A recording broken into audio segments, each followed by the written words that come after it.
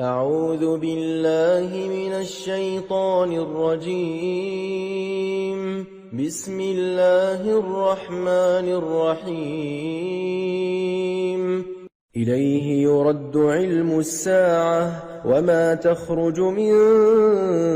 ثمرات من أكمامها وما تحمل من أنثى ولا تضع إلا بعلمه ويوم يناديهم أين شركائي قالوا آذناك ما منا من شهيد وضل عنهم ما كانوا يدعون من قبل وظنوا ما لهم من محيص لا يسأم الإنسان من دعاء الخير وإن مسه الشر فيئوس قنوط ولئن أذقناه رحمة منا من بعد ضراء مسته ليقولن هذا لي وما أظن الساعة قائمة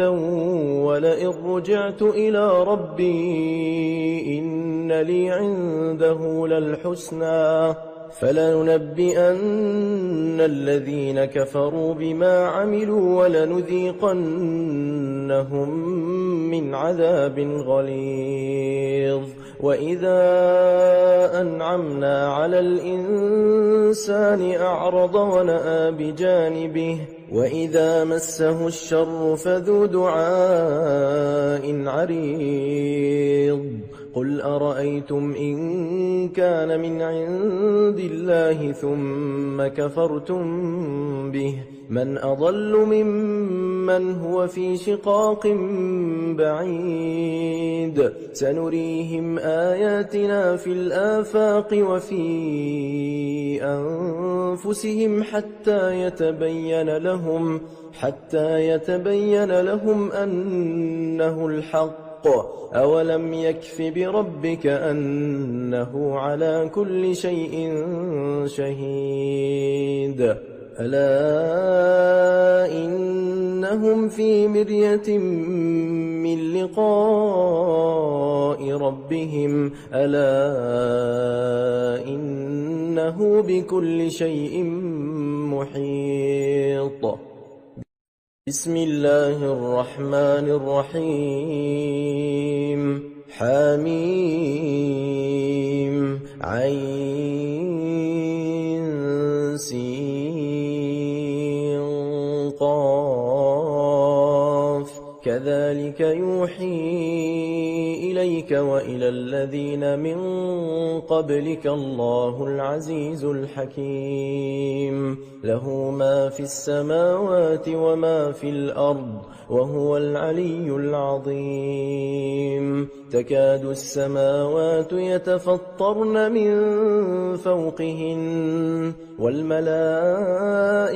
يسبحون بحمد ربهم ويستغفرون لمن في الأرض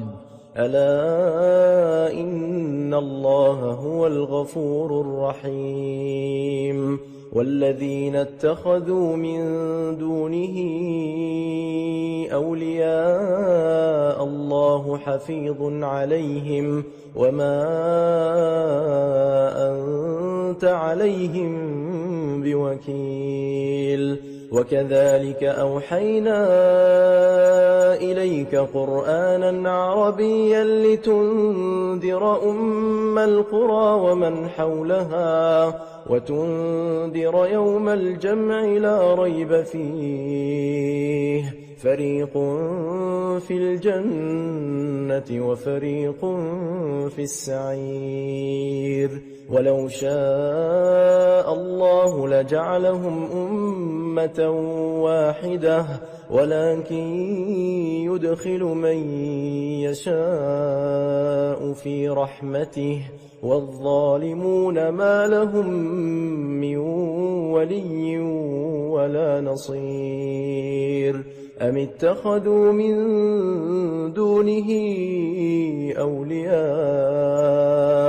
فالله هو الولي وهو يحيي الموتى وهو على كل شيء قدير وما اختلفتم فيه من شيء فحكمه إلى الله ذلكم الله ربي عليه توكلت وإليه أنيب فاطر السماوات والأرض جعل لكم من أنفسكم أزواجا ومن الأنعام أزواجا يذرأكم فيه ليس كمثله شيء وهو السميع البصير له مقاليد السماوات والأرض يبسط الرزق لمن يشاء ويقدر إنه بكل شيء عليم شرع لكم من الدين ما وصى به نوحا والذي أوحينا إليك وما وصينا به إبراهيم وموسى وعيسى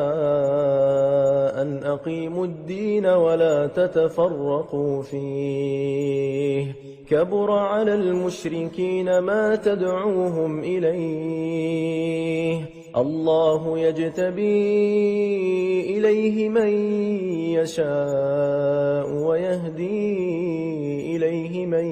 ينيب وما تفرقوا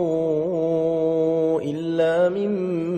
بعد ما جاءهم العلم بغيا بينهم ولولا كلمة سبقت من ربك إلى أجل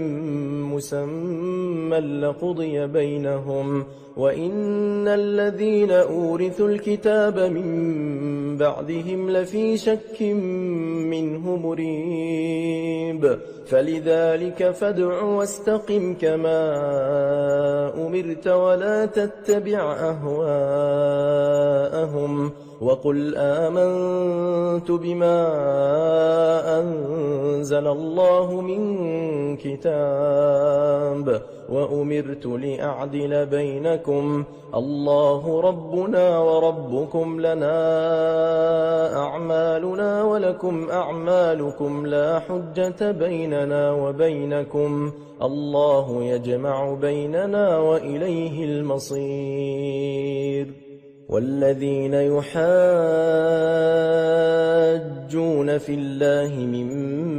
بعد ما استجيب له حجتهم داحضة عند ربهم وعليهم غضب ولهم عذاب شديد الله الذي أنزل الكتاب بالحق والميزان وما يدريك لعل الساعة قريب يستعجل بها الذين لا يؤمنون بها والذين آمنوا مشفقون منها ويعلمون أنها الحق ألا إن الذين يمارون في الساعة لفي ضلال بعيد الله لطيف بعباده يرزق من يشاء وهو القوي العزيز من كان يريد حرث الآخرة نزد له في حرثه ومن كان يريد حرث الدنيا نؤته منها وما له في الآخرة من نصيب أم لهم شركاء شرعوا لهم من الدين ما لم يأذن به الله ولولا كلمة الفصل لقضي بينهم وإن الظالمين لهم عذاب أليم ترى الظالمين مشفقين مما كسبوا وهو واقع بهم والذين آمنوا وعملوا الصالحات في روضات الجنات لهم ما يشاءون عند ربهم ذلك هو الفضل الكبير ذلك الذي يبشر الله عباده الذين آمنوا وعملوا الصالحات قل لا أسألكم عليه أجرا إلا المودة في القربى ومن يقترف حسنة نزد له فيها حسنا إن الله غفور شكور أم يقولون افترى على الله كذبا فإن يشأ الله يختم على قلبك ويمحو الله الباطل ويحق الحق بكلماته إنه عليم بذات الصدور وهو الذي يقبل التوبة عن عباده ويعفو عن السيئات ويعلم ما تفعلون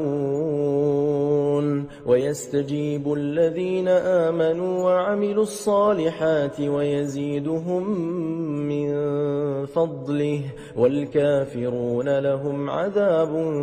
شديد ولو بسط الله الرزق لعباده لبغوا في الأرض ولكن ينزل بقدر ما يشاء إنه بعباده خبير بصير وهو الذي ينزل الغيث من بعد ما قنطوا وينشر رحمته وهو الولي الحميد ومن آياته خلق السماوات والأرض وما بث فيهما من دابة وهو على جمعهم إذا يشاء قدير وما أصابكم من مصيبة فبما كسبت أيديكم ويعفو عن كثير وما أنتم بمعجزين في الأرض وما لكم من دون الله من ولي ولا نصير ومن آياته الجوار في البحر كالأعلام إن يشأ يسكن الريح فيظللن رواكد على ظهره إن في ذلك لآيات لكل صبار شكور أو يوبقهن بما كسبوا ويعفو عن كثير ويعلم الذين يجادلون في آياتنا ما لهم من محيص فما أوتيتم من شيء فمتاع الحياة الدنيا وما عند الله خير وأبقى للذين آمنوا وعلى ربهم يتوكلون والذين يجتنبون كبائر الإثم والفواحش وإذا ما غضبوا هم يغفرون والذين استجابوا لربهم وأقاموا الصلاة وأمرهم شورى بينهم ومما رزقناهم ينفقون والذين إذا أصابهم البغي هم ينتصرون وجزاء سيئة سيئة مثلها فمن عفا وأصلح فأجره على الله إنه لا يحب الظالمين ولمن انتصر بعد ظلمه فأولئك ما عليهم من سبيل إنما السبيل على الذين يظلمون الناس ويبغون في الأرض بغير الحق أولئك لهم عذاب أليم ولمن صبر وغفر إن ذلك لمن عزم الأمور ومن يضلل الله فما له من ولي من بعده وترى الظالمين لما رأوا العذاب يقولون هل إلى مرد من سبيل وتراهم يعرضون عليها خاشعين من الذل ينظرون من طرف خفي وقال الذين آمنوا إن الخاسرين الذين خسروا أنفسهم وأهليهم يوم القيامة ألا إن الظالمين في عذاب مقيم وما كان لهم من أولياء ينصرونهم من دون الله ومن يضلل الله فما له من سبيل استجيبوا لربكم من قبل أن يأتي يوم لا مرد له من الله ما لكم من ملجأ يومئذ وما لكم من نكير فإن أعرضوا فما أرسلناك عليهم حفيظا إن عليك إلا البلاغ وإنا إذا أذقنا الإنسان منا رحمة فرح بها وإن تصبهم سيئة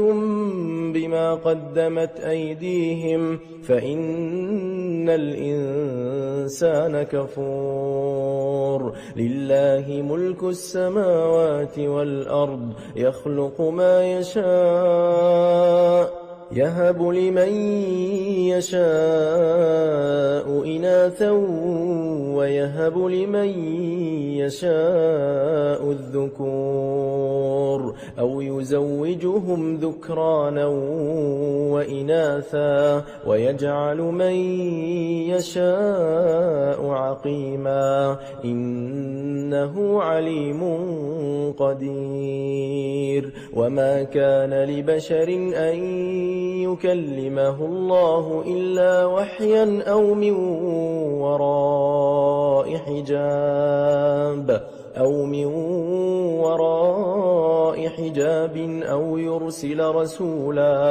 أو يرسل رسولا فيوحي بإذنه ما يشاء إنه علي حكيم وكذلك أوحينا إليك روحا من أمرنا ما كنت تدري ما الكتاب ولا الإيمان ولكن جعلناه نورا نهدي به من نشاء من عبادنا وإنك لتهدي إلى صراط مستقيم صراط الله الذي له ما في السماوات وما في الأرض ألا إلى الله تصير الأمور بسم الله الرحمن الرحيم حميم والكتاب المبين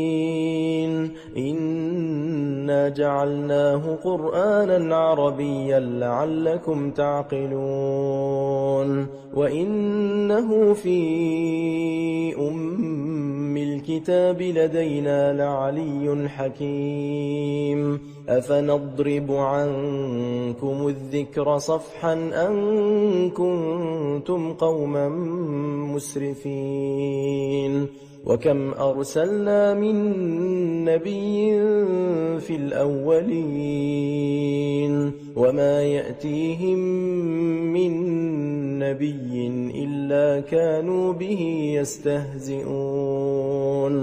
فأهلكنا أشد منهم بطشا ومضى مثل الأولين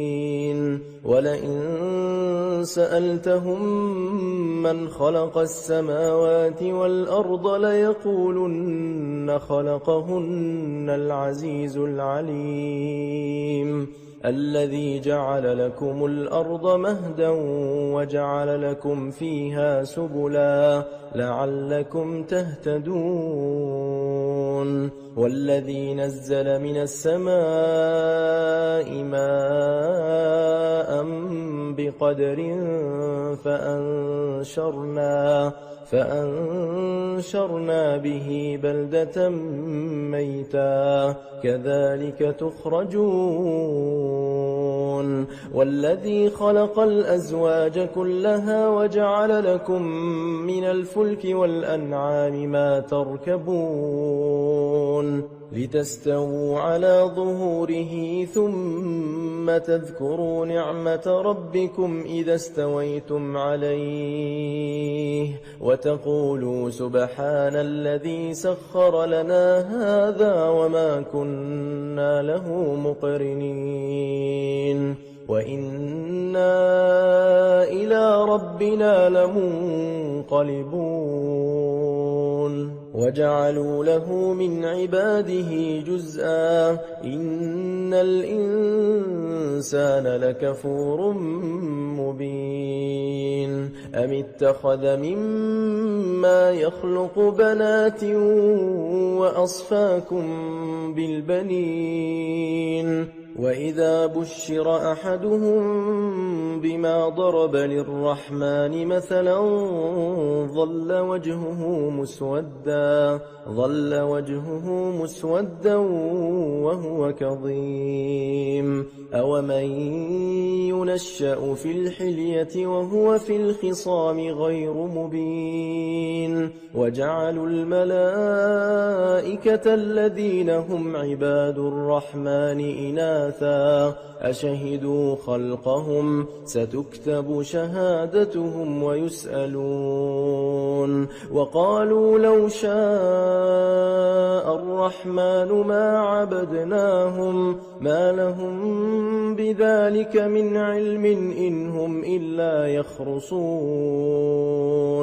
أم آتيناهم كتابا من قبله فهم به مستمسكون بل قالوا إنا وجدنا آباءنا على أمة وإنا على آثارهم مهتدون وكذلك ما أرسلنا من قبلك في قرية من نذير إلا قال مترفوها إنا وجدنا آباءنا على أمة وإنا على آثارهم مقتدون قال أولو جئتكم بأهدى مما وجدتم عليه آباءكم قالوا إنا بما أرسلتم به كافرون فانتقمنا منهم فانظر كيف كان عاقبة المكذبين وإذ قال إبراهيم لأبيه وقومه إنني براء مما تعبدون إلا الذي فطرني فإنه سيهدين وجعلها كلمة باقية في عقبه لعلهم يرجعون بل متعت هؤلاء وآباءهم حتى جاءهم الحق ورسول مبين ولما جاءهم الحق قالوا هذا سحر وإنا به كافرون وقالوا لولا نزل هذا القرآن على رجل من القريتين عظيم أهم يقسمون رحمة ربك نحن قسمنا بينهم معيشتهم في الحياة الدنيا ورفعنا بعضهم فوق بعض درجات ليتخذ بعضهم بعضا سخريا ورحمة ربك خير مما يجمعون ولولا أن يكون الناس أمة واحدة لجعلنا لمن يكفر بالرحمن لبيوتهم سقفا من فضة ومعارج عليها يظهرون ولبيوتهم أبوابا وسررا عليها يتكئون وزخرفا وإن كل ذلك لما متاع الحياة الدنيا والآخرة عند ربك للمتقين ومن يعش عن ذكر الرحمن نقيض له شيطانا فهو له قرين وإنهم ليصدونهم عن السبيل ويحسبون أنهم مهتدون حتى إذا جاءنا قال يا ليت بيني وبينك بعد المشرقين فبئس القرين ولن ينفعكم اليوم إذ ظلمتم أنكم في العذاب مشتركون أفأنت تسمع الصم أو تهدي العمي ومن كان في ضلال مبين فإما نذهبن بك فإنا منهم منتقمون أو نرينك الذي وعدناهم فإنا عليهم مقتدرون فاستمسك بالذي أوحي إليك إنك على صراط مستقيم وإنه لذكر لك ولقومك وسوف تسألون واسأل من أرسلنا من قبلك من رسلنا أجعلنا من دون الرحمن آلهة يعبدون ولقد أرسلنا موسى بآياتنا إلى فرعون وملئه فقال إني رسول رب العالمين فلما جاءهم بآياتنا إذا هم منها يضحكون وما نريهم من آية إلا هي أكبر من أختها وأخذناهم بالعذاب لعلهم يرجعون وقالوا يا أيها الساحر ادع لنا ربك بما عهد عندك إننا لمهتدون فلما كشفنا عنهم العذاب إذا هم ينكثون ونادى فرعون في قومه قال يا قوم أليس لي ملك مصر وهذه الأنهار تجري من تحتي أفلا تبصرون أم أنا خير من هذا الذي هو مهين ولا يكاد يبين فلولا ألقي عليه أسورة من ذهب أو جاء معه الملائكة مقترنين فاستخف قومه فأطاعوه إنهم كانوا قوما فاسقين فلما آسفونا انتقمنا منهم فأغرقناهم أجمعين فجعلناهم سلفا ومثلا للآخرين ولما ضرب ابن مريم مثلا إذا قومك منه يصدون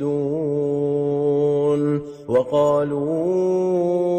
أآلهتنا خير أم هو ما ضربوه لك إلا جدلا بل هم قوم خصمون إن هو إلا عبد أنعمنا عليه وجعلناه مثلا لبني إسرائيل ولو نشاء لجعلنا منكم ملائكة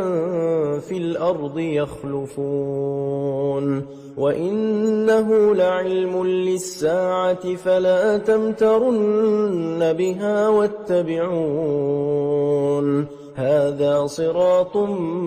مستقيم ولا يصدنكم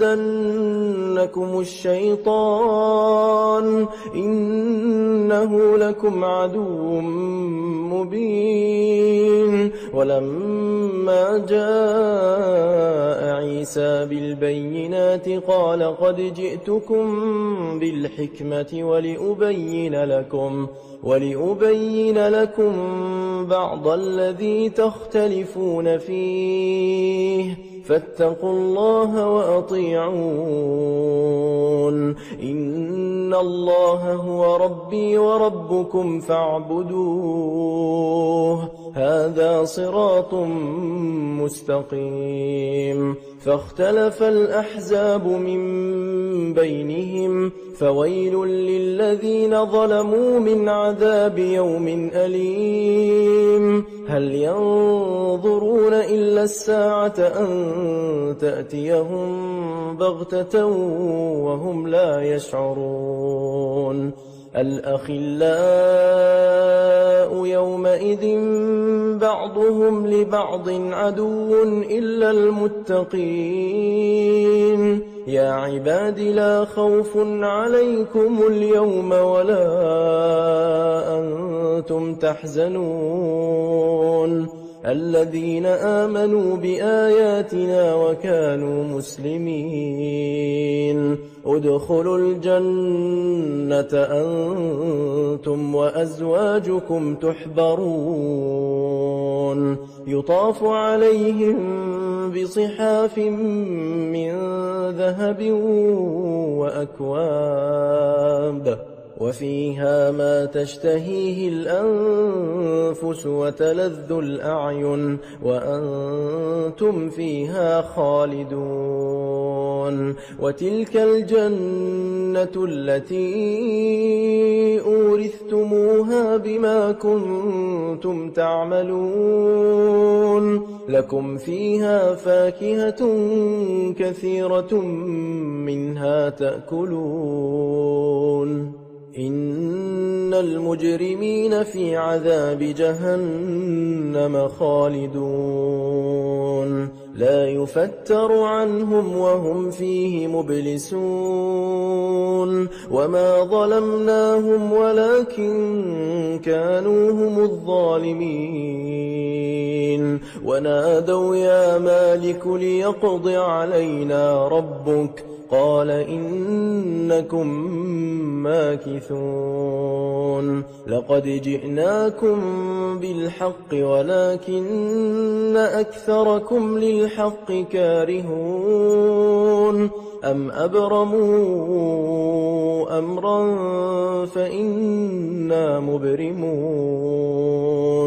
أم يحسبون أنا لا نسمع سرهم ونجواهم بلى ورسلنا لديهم يكتبون قل إن كان للرحمن ولد فأنا أول العابدين سبحان رب السماوات والأرض رب العرش عما يصفون فذرهم يخوضوا ويلعبوا حتى يلاقوا يومهم الذي يوعدون وهو الذي في السماء إله وفي الأرض إله وهو الحكيم العليم وتبارك الذي له ملك السماوات والأرض وما بينهما وعنده علم الساعة وإليه ترجعون ولا يملك الذين يدعون من دونه الشفاعة إلا من شهد بالحق وهم يعلمون ولئن سألتهم من خلقهم ليقولن الله فأنى يؤفكون وقيله يا رب إن هؤلاء قوم لا يؤمنون فاصفح عنهم وقل سلام فسوف يعلمون بسم الله الرحمن الرحيم حميم والكتاب المبين إنا أنزلناه في ليلة مباركة إنا كنا منذرين فيها يفرق كل أمر حكيم أمرا من عندنا إنا كنا مرسلين رحمة من ربك إنه هو السميع العليم رب السماوات والأرض وما بينهما إن كنتم موقنين لا إله إلا هو يحيي ويميت ربكم ورب آبائكم الأولين بل هم في شك يلعبون فارتقب يوم تأتي السماء بدخان مبين يغشى الناس هذا عذاب أليم ربنا اكشف عنا العذاب إنا مؤمنون أنى لهم الذكرى وقد جاءهم رسول مبين ثم تولوا عنه وقالوا معلم مجنون إنا كاشف العذاب قليلا إنكم عائدون نبطش البطشة الكبرى إنا منتقمون ولقد فتنا قبلهم قوم فرعون وجاءهم رسول كريم أن أدوا إلي عباد الله إني لكم رسول أمين وأن لا تعلوا على الله إني آتيكم بسلطان مبين وإني عذت بربي وربكم أن ترجمون وإن لم تؤمنوا لي فاعتزلون فدعا ربه أن هؤلاء قوم مجرمون فأسر بعبادي ليلا إنكم متبعون واترك البحر رهوا إنهم جند مغرقون كم تركوا من جنات وعيون وزروع ومقام كريم ونعمة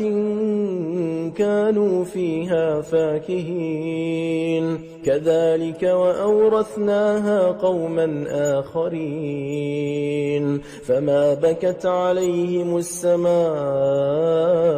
والأرض وما كانوا منظرين ولقد نجينا بني إسرائيل من العذاب المهين من فرعون إنه كان عاليا من المسرفين ولقد اخترناهم على علم على العالمين وآتيناهم من الآيات ما فيه بلاء مبين إن هؤلاء ليقولون إن هي إلا موتتنا الأولى وما نحن بمنشرين فأتوا بآبائنا إن كنتم صادقين أهم خير أم قوم تبع والذين من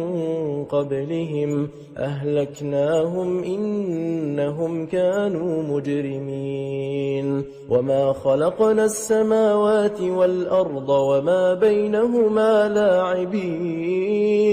ما خلقناهما إلا بالحق ولكن أكثرهم لا يعلمون إن يوم الفصل ميقاتهم أجمعين يوم لا يغني مولا عن مولا شيئا ولا هم ينصرون إلا من رحم الله إنه هو العزيز الرحيم إن شجرة الزقوم طعام الأثيم كالمهل يغلي في البطون كغلي الحميم خذوه فاعتلوه إلى سواء الجحيم ثم صبوا فوق رأسه من عذاب الحميم ذق إنك أنت العزيز الكريم إن هذا ما كنتم به تمترون إن المتقين في مقام أمين في جنات وعيون يلبسون من سندس وإستبرق متقابلين كذلك وزوجناهم بحور عين يدعون فيها بكل فاكهة آمنين لا يذوقون فيها الموت إلا الموتة الأولى ووقاهم عذاب الجحيم فضلا من ربك ذلك هو الفوز العظيم فإنما يسرناه بلسانك لعلهم يتذكرون فارتقب إنهم مرتقبون بسم الله الرحمن الرحيم حميم تنزيل الكتاب من الله العزيز الحكيم إن في السماوات والأرض لآيات للمؤمنين وفي خلقكم وما يبث من دابة آيات لقوم يوقنون واختلاف الليل والنهار وما أنزل الله من السماء من رزق فأحيا به الأرض بعد موتها وتصريف الرياح آيات لقوم يعقلون تلك آيات الله نتلوها عليك بالحق فبأي حديث بعد الله وآياته يؤمنون ويل لكل أفاك أثيم يسمع آيات الله تتلى عليه ثم يصر مستكبرا كأن لم يسمعها فبشره بعذاب أليم وإذا علم من آياتنا شيئا اتخذها هزوا أولئك لهم عذاب مهين من ورائهم جهنم ولا يغني عنهم ما كسبوا شيئا ولا ما اتخذوا من دون الله أولياء ولهم عذاب عظيم هذا هدى والذين كفروا بآيات ربهم لهم عذاب من رجز أليم الله الذي سخر لكم البحر لتجري الفلك فيه بأمره ولتبتغوا من فضله ولعلكم تشكرون وسخر لكم ما في السماوات وما في الأرض جميعا منه إن في ذلك لآيات لقوم يتفكرون قل للذين آمنوا يغفروا للذين لا يرجون أيام الله ليجزي قوما بما كانوا يكسبون من عمل صالحا فلنفسه ومن أساء فعليها ثم إلى ربكم ترجعون ولقد آتينا بني إسرائيل الكتاب والحكم والنبوة ورزقناهم من الطيبات وفضلناهم على العالمين وآتيناهم بينات من الأمر فما اختلفوا إلا من بعد ما جاءهم العلم بغيا بينهم إن ربك يقضي بينهم يوم القيامة فيما كانوا فيه فيه يختلفون ثم جعلناك على شريعة من الأمر فاتبعها ولا تتبع أهواء الذين لا يعلمون إنهم لن يغنوا عنك من الله شيئا وإن الظالمين بعضهم أولياء بعض والله ولي المتقين هذا بصائر للناس وهدى ورحمة لقوم يوقنون أم حسب الذين اجترحوا السيئات أن نجعلهم كالذين آمنوا وعملوا الصالحات سواء محياهم ومماتهم ساء ما يحكمون وخلق الله السماوات والأرض بالحق ولتجزى كل نفس بما كسبت وهم لا يظلمون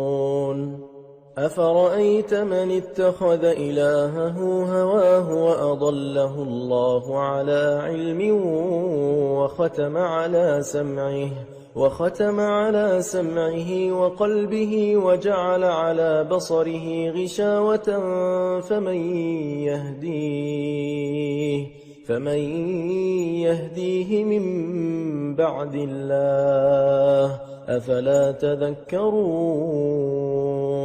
وقالوا ما هي إلا حياتنا الدنيا نموت ونحيا وما يهلكنا إلا الدهر وما لهم بذلك من علم إن هم إلا يظنون وإذا تتلى عليهم آياتنا بينات ما كان حجتهم إلا أن قالوا ائتوا بآبائنا إن كنتم صادقين قل الله يحييكم ثم يميتكم ثم يجمعكم إلى يوم القيامة لا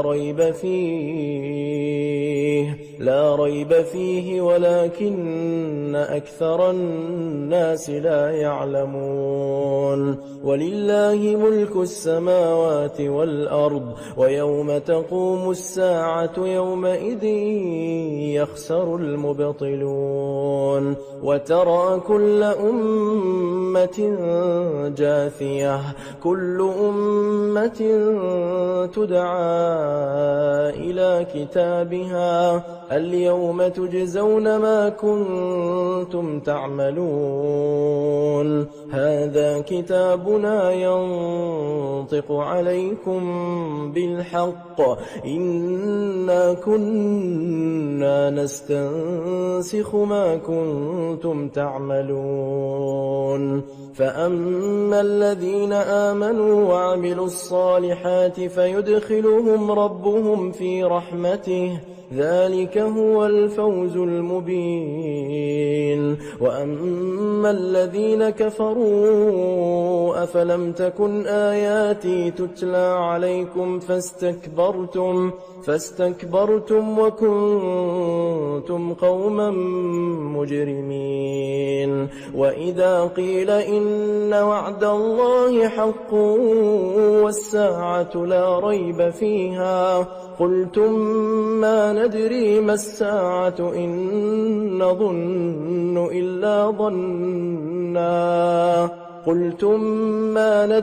الساعة إن نظن إلا ظنا وما نحن بمستيقنين وبدا لهم سيئات ما عملوا وحاق بهم ما كانوا به يستهزئون وقيل اليوم ننساكم كما نسيتم لقاء يومكم هذا ومأواكم النار وما لكم من ناصرين ذلكم بأنكم اتخذتم آيات الله هزوا وغرتكم الحياة الدنيا فاليوم لا يخرجون منها ولا هم يستعتبون فلله الحمد رب السماوات ورب الأرض رب العالمين وله الكبرياء في السماوات والأرض وهو العزيز الحكيم.